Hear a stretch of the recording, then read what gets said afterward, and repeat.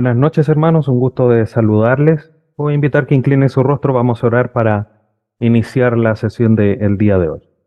Padre Santo, vamos ante tu presencia agradecidos en esta hora por este nuevo tiempo que nos das de poder conectarnos para seguir aprendiendo respecto de la escatología, nuestro estudio bíblico de panorama escatológico. Te rogamos, Dios amado, que nos dirijas en esta noche para poder comprender lo que aprendamos, el tema que vamos a tratar sea para glorificar tu nombre y que nosotros también vayamos generando esas convicciones respecto de este tema tan particular y tan importante como es los eventos que se van a llevar a cabo al final de los tiempos. Te rogamos tu dirección, te rogamos tu claridad para nuestra mente, para comprender lo que conversemos el día de hoy y que en todo, Padre bendito, tu nombre sea glorificado. Te rogamos estas misericordias para tu gloria a través de tu Hijo Jesús.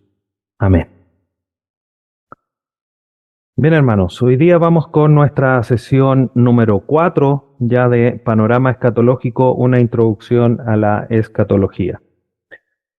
A modo de recordatorio, eh, hablamos de panorama escatológico tratando de hablar de un estudio mucho más general respecto de los eventos del último tiempo y no escatología propiamente tal, porque justamente es una introducción, son temas generales tratando de abordar todo lo que respecta, pero siempre de una manera más general.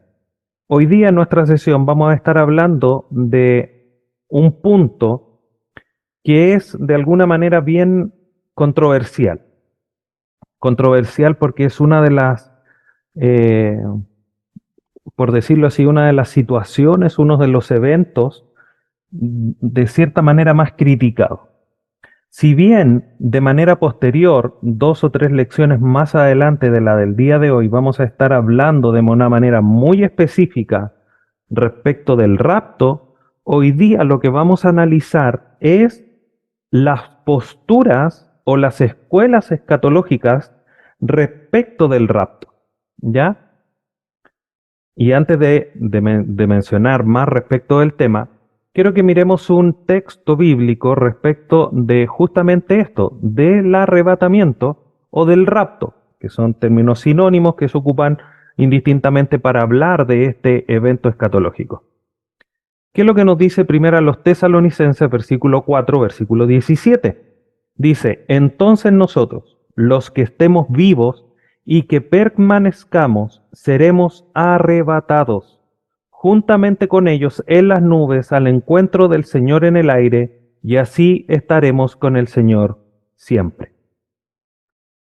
Este pasaje, hermanos, nos deja de cierta manera claro la realidad de que hay un arrebatamiento, de que hay un traslado, que finalmente es lo que significa arrebatamiento o el arrebatar, es pasar de, de un lugar a otro.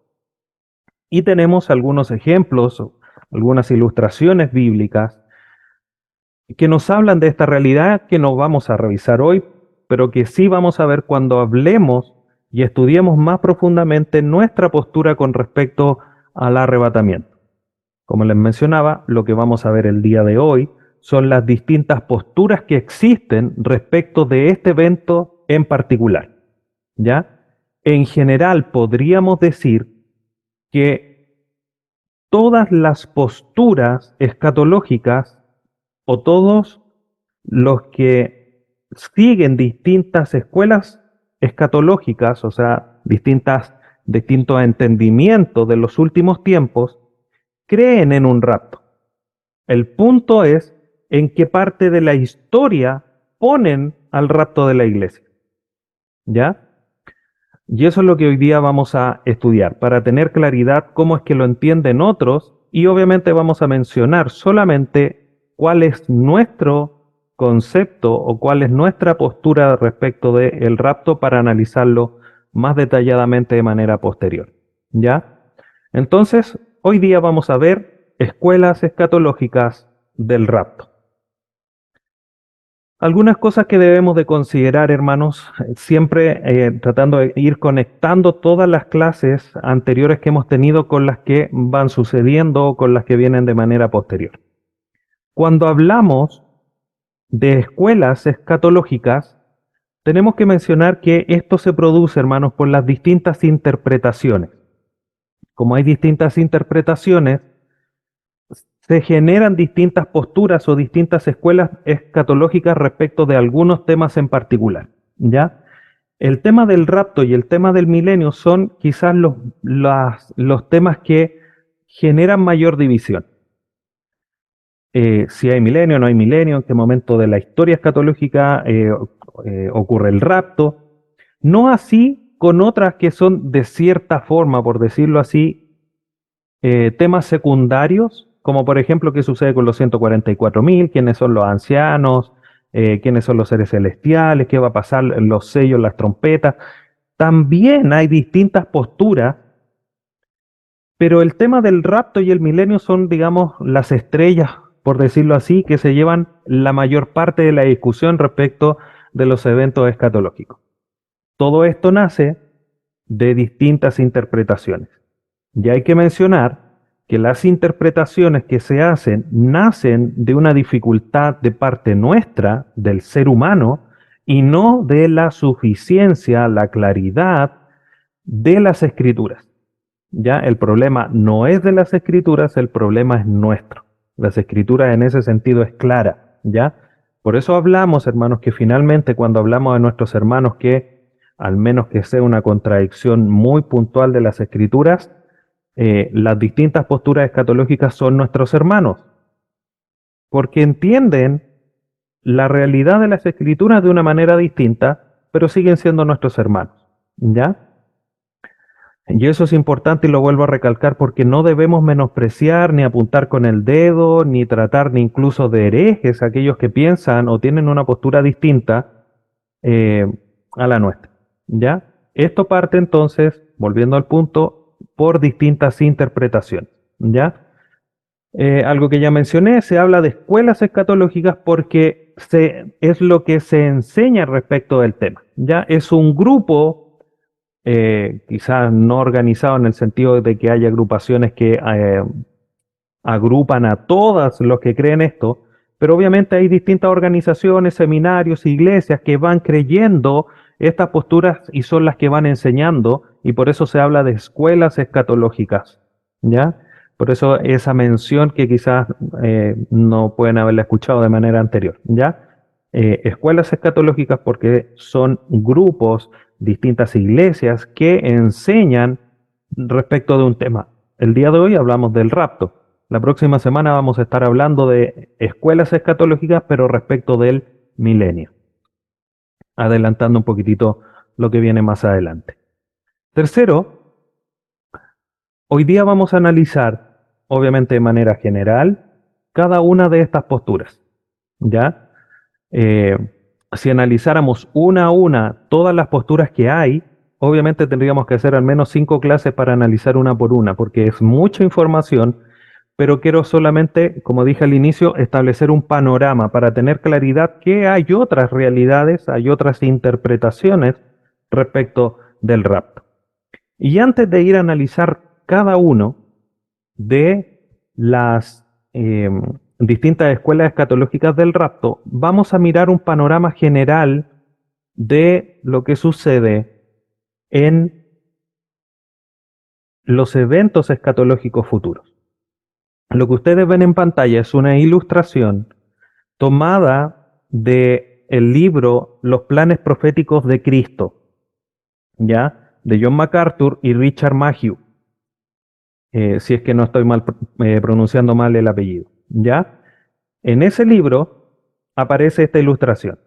Al inicio, donde ustedes ven ese, de alguna manera, ese monte con la cruz, habla de la era de la iglesia, lo que hoy día nosotros estamos viviendo.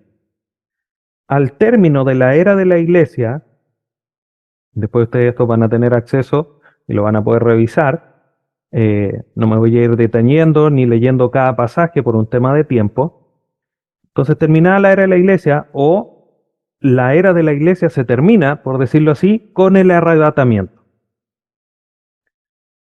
Y ese evento escatológico, el arrebatamiento, para nuestro entendimiento, que es el premilenialismo, ya lo vamos a ir estudiando, establece el arrebatamiento como el inicio de la tribulación. Por lo tanto, para ir haciendo un mapa general, tenemos la tribulación, perdón, el arrebatamiento, el inicio de la tribulación, que son 7 años en total, divididos en 3 años y medio, que en algunos casos se conoce como la tribulación propiamente tal, y los 3 años y medio posteriores como la gran tribulación. ¿Ya? ¿Cuál es lo que divide esto? Es la manifestación de la abominación desoladora. Estos 7 años culminan con la segunda venida del Señor Jesús.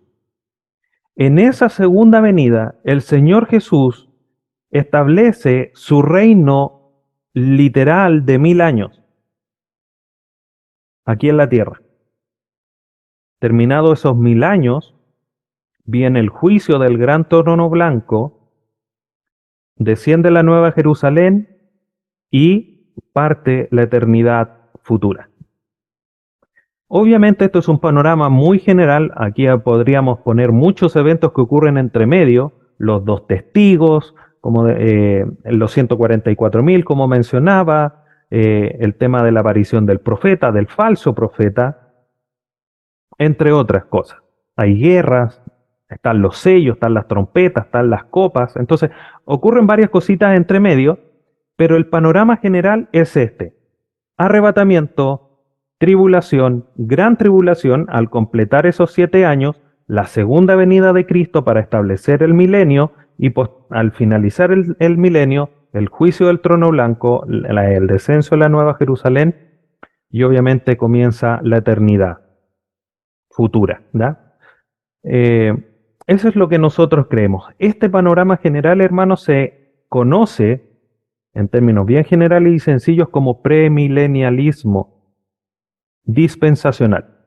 Ya vamos a estudiar eso, ¿ya? Ténganlo ahí en mente ese concepto porque lo vamos a ver en algunas lecciones más.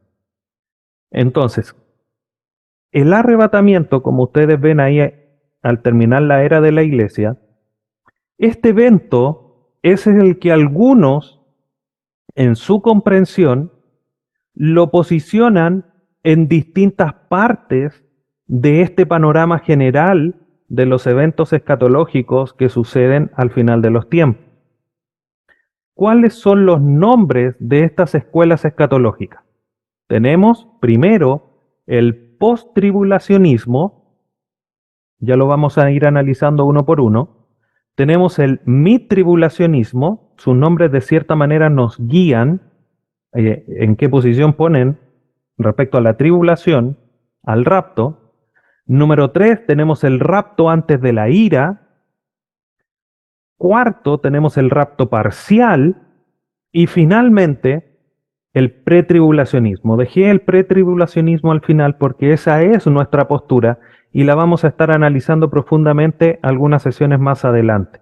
Hoy día nos vamos a enfocar en mencionar y esclarecer un poquitito las primeras 4 posturas: postribulacionismo, midtribulacionismo, rapto antes de la ira y rapto parcial. El postribulacionismo, su nombre nos menciona y nos enseña que establece, si hay un inicio de la tribulación, establece y pone al rapto posterior a los 7 años de tribulación o de gran tribulación. Es decir, antes de establecer el milenio, junto con la segunda venida del Señor Jesús, se produce el rapto de la iglesia. Eso es lo que ellos establecen, ¿ya? O sea, hay una distinción. Después lo vamos al final de la sesión de hoy, vamos a ver el panorama completo de todas estas 5 posturas. El postribulacionismo pone al rapto al final de la tribulación como un solo evento con la segunda venida del Señor Jesús. ¿Qué es lo que ellos creen? Ellos creen que el arrebatamiento con la segunda venida son un solo evento que ocurren de manera simultánea. No son dos eventos separados, el arrebatamiento de la segunda venida. ¿Ya? Ellos creen que es lo mismo. Para ellos, por lo tanto, no hay diferencias entre Israel y la iglesia. Por lo tanto, podríamos decir, diciéndolo con mucha humildad y respeto, que esta postura para nosotros es equivocada. ¿Por qué? Porque nosotros creemos que Israel y la iglesia son completamente distintos, como lo vimos en la sesión anterior. ¿Ya? Que creen además de ellos de respecto del rapto, es que no, como obviamente, repitiendo un poco lo primero, no hay diferencia entre el rapto y la segunda venida porque creen que ocurre al mismo momento, ¿ya? Son un mismo evento, no hay una distinción. Y por lo tanto, niegan la postura de la inminencia, que vamos a estar tratando de una manera particular en una sesión, esta postura, que es muy relevante y es muy importante respecto de hacer la diferencia del rapto de la segunda venida. Porque el tema de la inminencia establece esa diferencia, como lo vamos a analizar más adelante. Entonces, el postribulacionismo pone el evento del rapto de la iglesia junto con la segunda venida del Señor Jesús. No hay diferencias entre Israel y la iglesia, no creen en la inminencia, y eso podríamos decir que son como de cierta manera las características principales. Hay algunas más, pero no quise entrar en mayor detalle, solo como un concepto general de entender que existe esta postura. Segundo, tenemos el midtribulacionismo. Su nombre también nos ayuda a entender a dónde establece, dónde coloca al rapto. Mid habla de mitad. Por lo tanto, el rapto ocurre en la mitad de la tribulación. ¿Ya? Como ven ustedes ahí en la imagen, junto con la aparición o la manifestación de la abominación desoladora, ocurre el rapto de la iglesia. ¿Ya? 3 años y medio posterior al inicio de la tribulación. ¿Qué es lo que ellos creen? Ellos dicen que todos los creyentes serán arrebatados luego de los primeros 3 años y medio de la tribulación. ¿Ya? Eso es finalmente como la definición de esta postura, midtribulacionismo. Para ellos no hay diferencias entre Israel y la iglesia. Porque de cierta manera la iglesia está pasando por cierta parte de la ira, de la manifestación de la ira de Dios. Por lo tanto, para ellos no hay diferencia. Los eventos escatológicos de la tribulación, de todo este periodo, son un trato con la nación de Israel. Como la iglesia pasa por eso, no hay una distinción. ¿Ya? Por eso es que lo comprendemos así. Para ellos, de alguna manera, sí hay una diferencia entre el rapto y la segunda venida, pero de cierta forma podríamos decir que hay una comprensión un poco ambigua respecto a los eventos y las profecías hacia la iglesia, hacia Israel y en el fondo de esta parte de la escatología o de los eventos escatológicos finales, ¿ya? Porque ponen al rapto a la mitad, ¿tá? La iglesia o los creyentes van a pasar por cierta parte de la tribulación. Y finalmente, no están de acuerdo con la postura de la inminencia. O sea, para ellos no creen que el rapto ocurre de una manera inminente, que es algo, como les digo, que vamos a estar analizando profundamente porque es un tema que de cierta manera establece para nosotros convicción de que el rapto y la segunda venida son cosas distintas. ¿Ya? Este es el midtribulacionismo. Tercero, tenemos el rapto antes de la ira. El rapto antes de la ira, hermanos, es como un híbrido, es una mezcla entre el post-tribulacionismo y el mid-tribulacionismo. Ellos dicen que el rapto de la iglesia va a ocurrir a la mitad de la gran tribulación. Dicho de otra manera, a la mitad de los segundos 3 años y medio. O si lo pudiéramos decir de una tercera forma, va a ocurrir a los 3/4 de la tribulación. ¿Ya? Como ustedes ven ahí en la imagen. ¿Qué es lo que ellos piensan? Esta postura, que es una postura reciente, establece que todos los creyentes serán arrebatados a los 3/4 de la tribulación. Esta es una postura, hermanos, que efectivamente es muy reciente. El post-tribulacionismo, el mid-tribulacionismo, el premilenialismo, el pretribulacionismo son posturas escatológicas que llevan mucho más historia, que son posturas que llevan mucho más años en la escena de los estudios escatológicos respecto a este tema. Pero el rapto de la iglesia nace bastantes años más tarde. Para ellos, al igual que los anteriores, no hay diferencias entre Israel y la iglesia. Sí hay diferencias entre el rapto y la segunda venida porque se establecen en periodos distintos, pero obviamente mucho más cercanos que el mid-tribulacionismo, y tienen una comprensión completamente distinta de la semana 70 de Daniel, que también vamos a estar hablando más adelante. Ya, la semana 70 de Daniel, que obviamente habla Daniel en su libro, nos ayuda a comprender los eventos del final de los tiempos. Ya, para estudiar escatología hay que estudiar el libro de Daniel, Ezequiel, Jeremías, los profetas menores, el libro de Apocalipsis y algunos pasajes de más, por ejemplo, Mateo 24, ya y algunos otros de los restos de las cartas del Nuevo Testamento. Y Daniel establece un poco el panorama general de lo que son las semanas de los tiempos escatológicos. Pero es algo también vamos a estar analizando más adelante.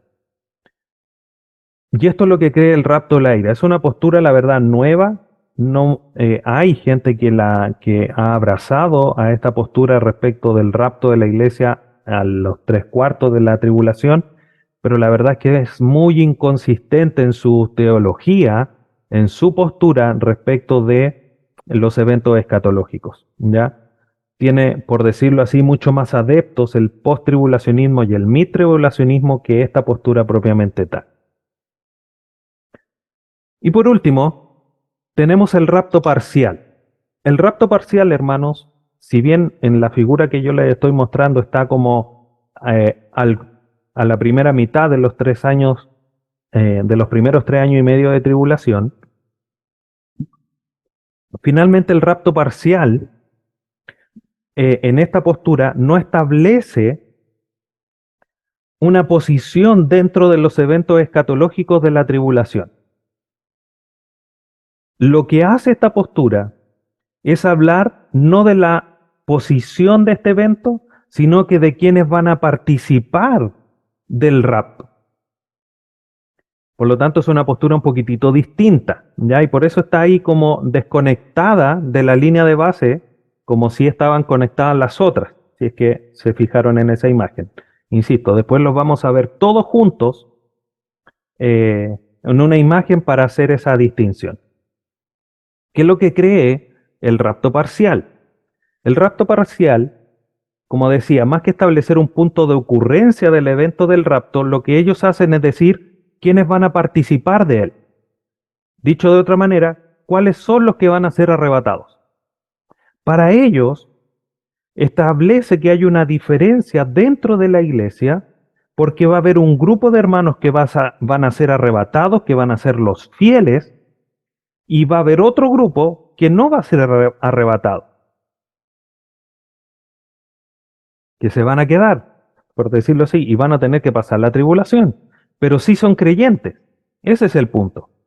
Solo los creyentes fieles van a ser arrebatados. Los creyentes infieles van a ser dejados en la tribulación. Y establecen una diferencia dentro de la iglesia, aunque ellos mismos dicen que no hay una diferencia entre Israel y la iglesia, establecen una diferencia dentro de la iglesia propiamente tal. ¿Ya?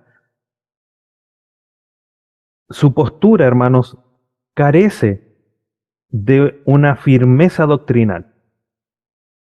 Tiene muchas dificultades doctrinales. Partiendo, por ejemplo, solo por mencionar algunas, si la iglesia es el cuerpo de Cristo, toda la iglesia, todos los que han depositado la fe en el Señor Jesús, son llamados la iglesia. Obviamente estamos descontando aquellos que dicen de sus labios solamente que son creyentes, pero no lo son. Todos los que genuinamente han depositado su fe en el Señor Jesús van a ser salvos. Son salvos. Si Cristo viene por la iglesia y va a ocurrir un rapto, ¿va a dejar a la mitad de su cuerpo en la tierra y se va a llevar solamente la parte buena de su cuerpo? Eso es una incongruencia. No vemos una ilustración de ese tipo. De hecho, el pasaje que leíamos inicialmente hablaba de ustedes, o sea, de todos, del grupo de creyentes.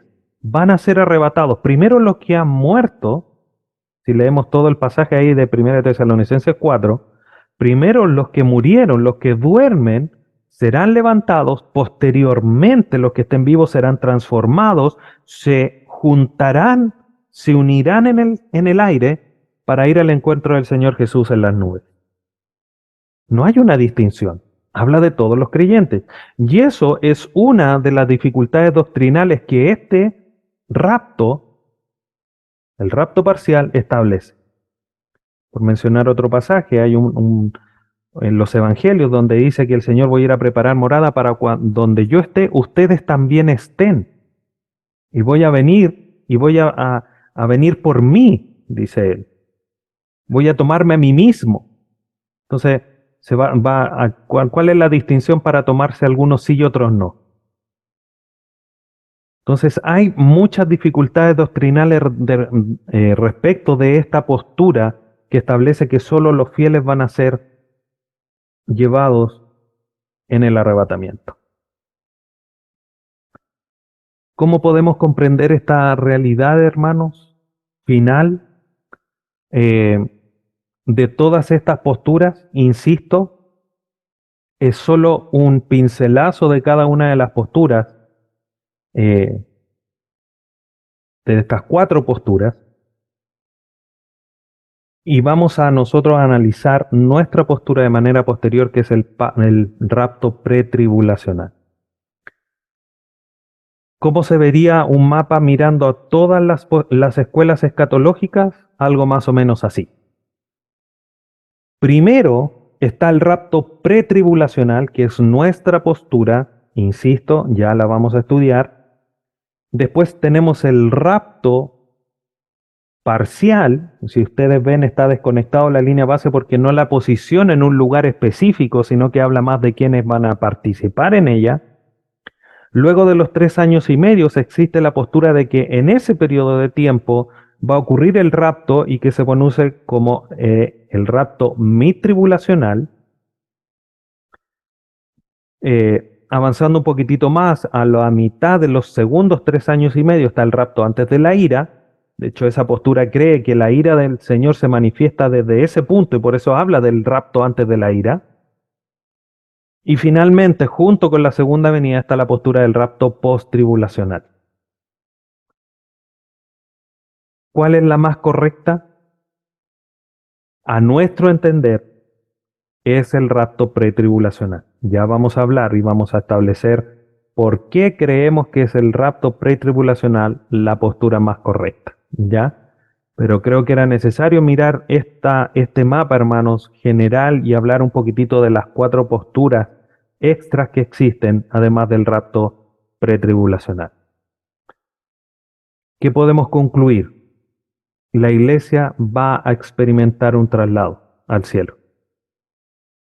Eso va a ocurrir, hermano. ¿Dónde lo ponemos en el panorama escatológico? Ahí, obviamente, cada uno de las distintas posturas lo pondrá. Nosotros tenemos nuestras convicciones al respecto y vamos a ir analizando eso. Pero la iglesia va a experimentar un traslado. Las varias posturas finalmente muestran esta realidad porque nadie lo niega. No hay una postura que dice no va a haber un rapto. O sea, va a haber un traslado. Todos lo creen. Aunque algunos de cierta manera de repente dicen que no es así, que es falso, finalmente terminan manifestando que sí va a ocurrir un rapto. El modelo de interpretación, hermanos, es la que, como decía al inicio, nos ayuda a ubicar este evento en cierta parte. La interpretación histórico-gramatical es, con un entendimiento consciente de lo que las escrituras dicen, la que nos ayuda a comprender que es el rapto pretribulacional, la que mejor explica todos los eventos escatológicos, sobre todo respecto al rapto. Insisto en esto, hermanos, lo he dicho y lo voy a seguir recalcando. La que mejor explica no es la exclusiva, porque igual tiene algunos puntos débiles, ya que es difícil de explicar, pero es la que mejor explica, a nuestro entender, todos los eventos posturas. Me refiero a la interpretación histórico-gramatical. Y de eso se desprende que creemos nosotros en el rapto pretribulacional. ¿Ya? Bueno, era algo lo mismo que mencionaba, la interpretación literal nos instala en un rapto pretribulacional. ¿Ya? Hermanos, posterior a esto, la próxima clase vamos a estar hablando de esto mismo, pero en relación al milenio. Vamos a ver cuáles son las posturas que hay respecto del milenio. Para después de eso vamos a empezar a analizar algunos aspectos importantes para concluir que nuestra postura es el pretribulacionismo milenial o que se conoce como el dispensacionalismo. ¿Ya? ¿Por qué se llama así? ¿Por qué es esa nuestra postura? Lo vamos a analizar. ¿Ya? Tengamos paciencia, vamos a ir avanzando, pero es necesario. ¿Ya? Como es un panorama escatológico, estamos viendo lo general y es necesario mencionar esto para que después digamos, esta es nuestra postura, otros creen esto, nuestra postura es esta, por esto, por esto, por esto. ¿Ya? Esa es un poco la lógica que estamos siguiendo. ¿Ya? Hermanos, espero que haya sido útil para iluminar un poquitito las distintas posturas que hay y ya vamos a ir creciendo en convicción al respecto de la nuestra. Vamos paso a paso. Les voy a invitar que incline su rostro y vamos a orar para concluir. Padre Santo, te damos gracias en esta hora por este tiempo. Gracias por poder ver estas escuelas escatológicas que entienden el rapto de la iglesia de una manera distinta. Te rogamos, Padre bendito, que siempre hagas crecer en nosotros humildad en nuestro corazón, amor hacia aquellos que tienen una postura distinta. No que no haya en nosotros orgullo, ni menos pensar que tenemos la verdad respecto de esto, porque somos pecaminosos, tenemos debilidades, tenemos falencias en cuanto a poder comprender tu palabra. Tenemos a tu Espíritu Santo, pero batallamos en contra de nuestra naturaleza caída. Y creemos nosotros que es a través de la interpretación literal, gramático-histórica, que podemos llegar a la mejor comprensión. Eso no nos hace mejores a nosotros. Ayúdanos a amar a nuestros hermanos, a manifestarle el aprecio y el cariño que ellos también se merecen por depositar la fe en el Señor Jesús. Ayúdanos a alejarnos del orgullo que tantos otros manifiestan al creer que sus posturas son las únicas y que todas las demás son herejes. Te damos gracias por este tiempo. Ayúdanos siempre, Dios amado, a ir conectando todas estas clases para ir creciendo en convicciones bíblicas del panorama escatológico que tú has establecido. Te damos gracias en esta hora y te bendecimos a través de tu Hijo Jesús, nuestro Salvador. Amén.